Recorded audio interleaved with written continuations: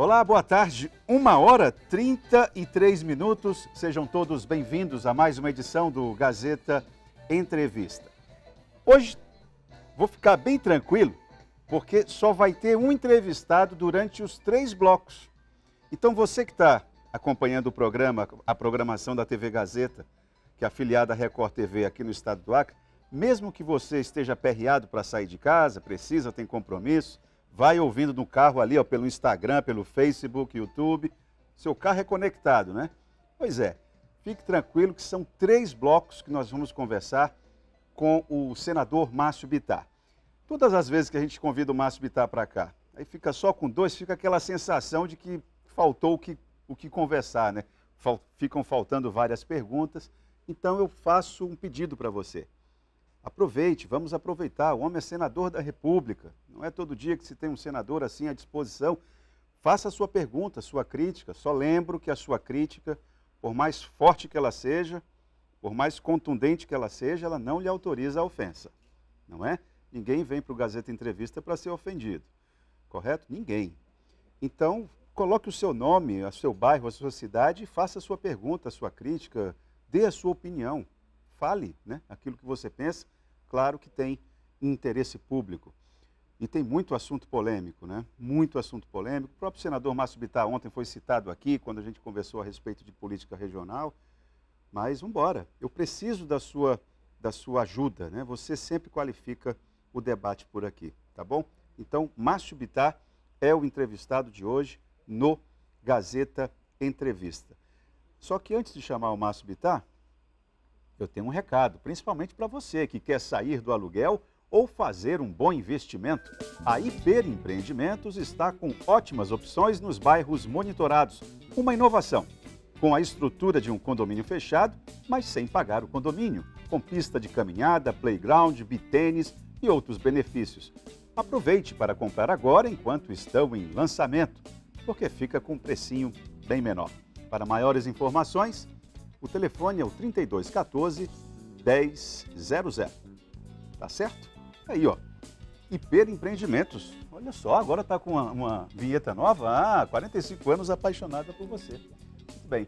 Antes de falar com o Márcio Bittar, com o senador Márcio Bittar, eu me comprometi, tivemos um problema de comunicação, mas eu não posso perder a oportunidade de aproveitar o espaço para falar a respeito do Seminário de Governança Municipal para Prefeitos e Gestores Públicos. Olha, aliás, deixa eu só dizer aqui uma coisa.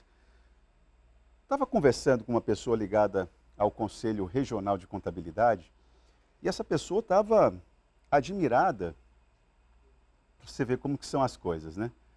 Essa pessoa estava admirada pelo fato de que os prefeitos das nossas cidades acreanas tão sofridas, de certa forma, negligenciam um encontro como esse. Porque um encontro como esse, um encontro a respeito de seminário, tem ministro do Tribunal de Contas da União, são tantas as carências que os nossos municípios têm, de repente, uma orientação que é passada por aqui é uma dor de cabeça que se evita.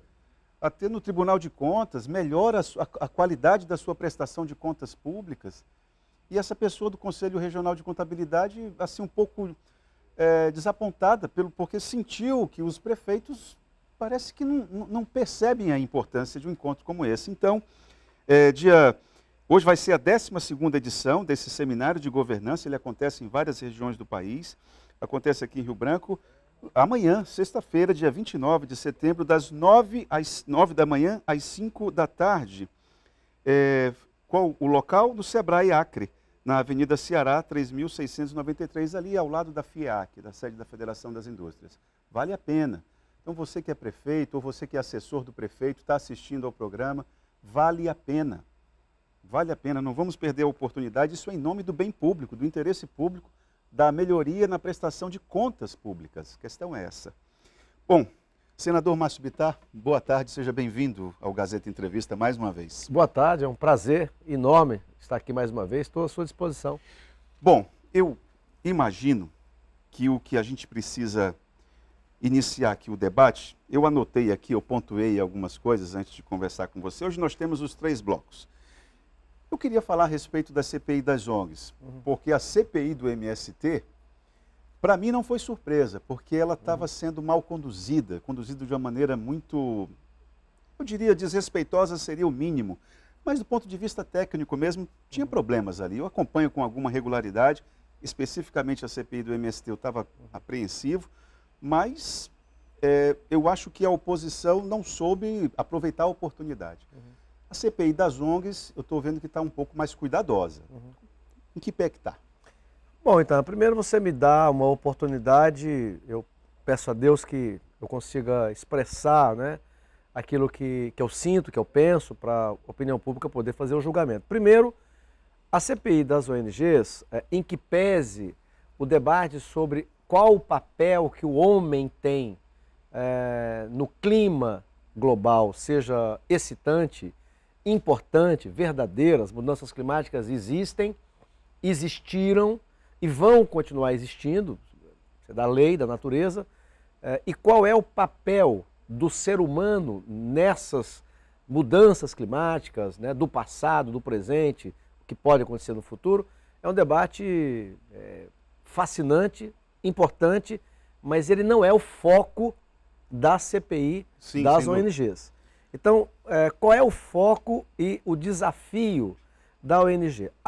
Por que foi criado? Porque há uma suspeita muito grande, e ela está se confirmando, que países ricos, de uma maneira direta ou de maneira indireta, eles continuam comandando parte do planeta com interesses que são eminentemente econômicos, vestidos de preocupação ambiental.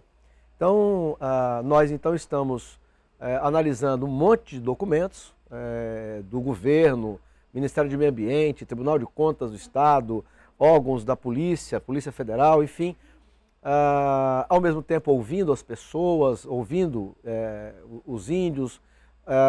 Se não me engano, dia 18 estaremos no Acre.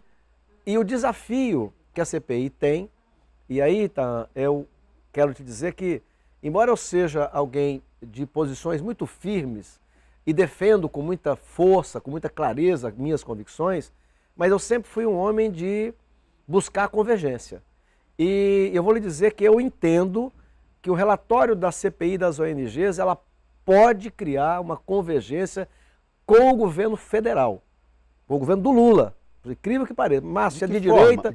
Mas por quê? De que forma essa convergência? Porque a questão da Amazônia, e esse é o desafio, a CPI tem o desafio de mostrar para pelo menos uma parte da população brasileira que a questão, especificamente na Amazônia, não é de direita ou esquerda.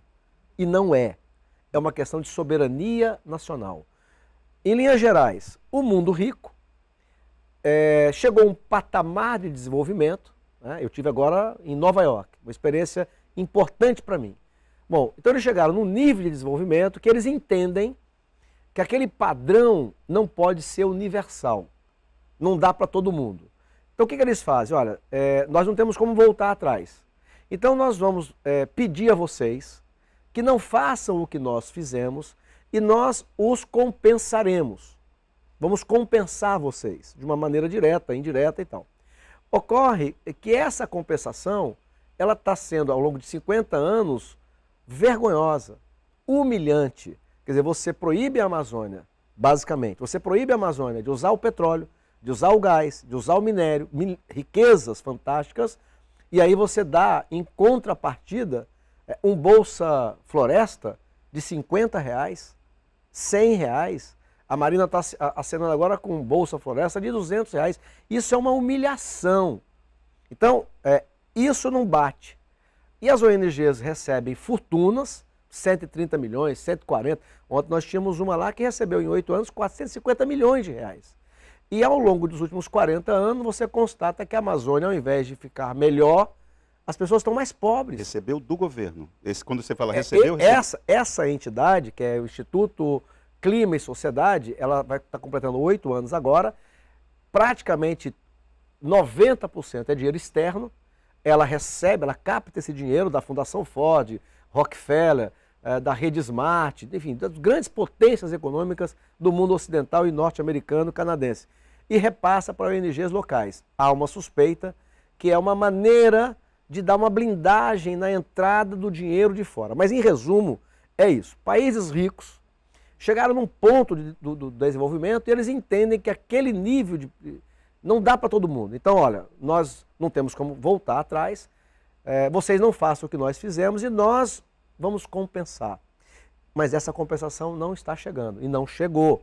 Então, nós estamos abrindo mão dos nossos recursos naturais em troca de quê? De Bolsa Floresta?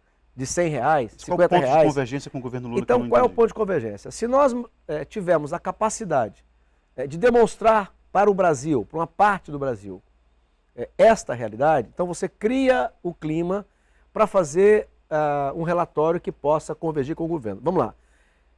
Pegar um exemplo. Ontem, o Plínio pôs uma fala do ministro Gilmar Mendes. O ministro Gilmar Mendes, num debate sobre terras indígenas, dizendo exatamente o que eu venho dizendo. Quer dizer, o problema do índio no Brasil não é de ter mais terra, é de poder, na sua terra, explorar seus recursos naturais, o que ele hoje não pode. Na hora que eu vi a fala do Gilmar, me lembrei de você, inclusive, então, porque ele falou assim, bom, parece que os índios estão fadados ao empobrecimento, alguma coisa do tipo, né?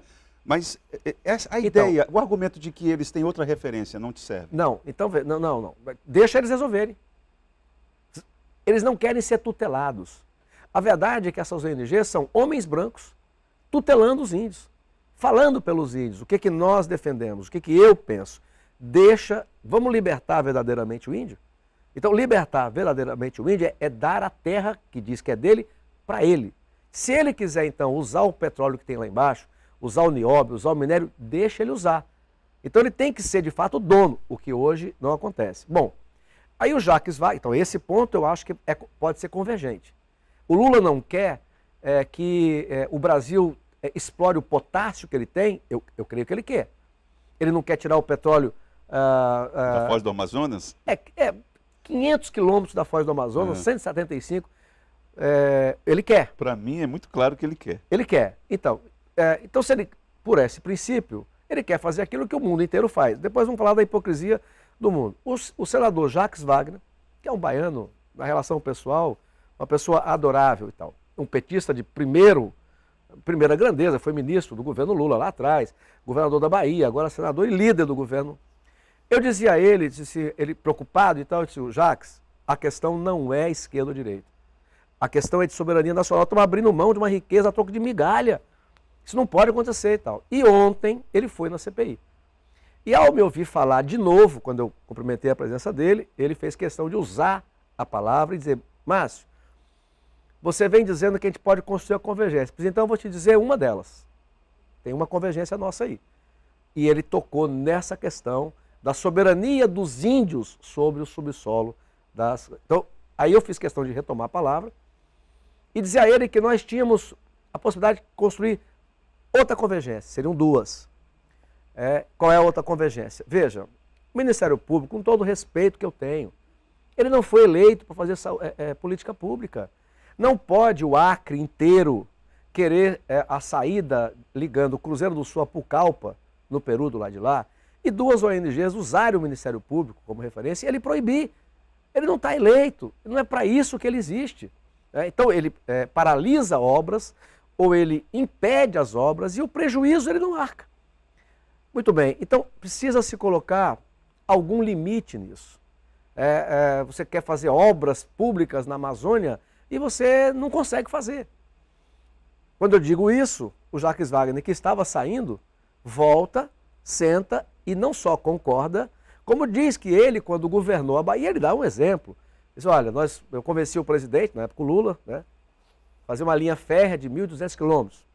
Então eram 7 lotes. E aí eles iam comprar aqueles dormentes, né?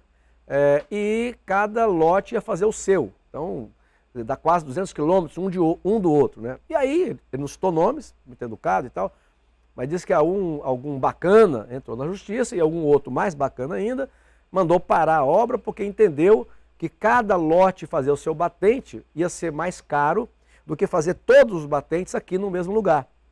E isso o Jacques Wagner contando. Disse, olha, aí ele esqueceu, né, que o sujeito faz tudo aqui, ele vai pegar daqui para levar 1.200 quilômetros.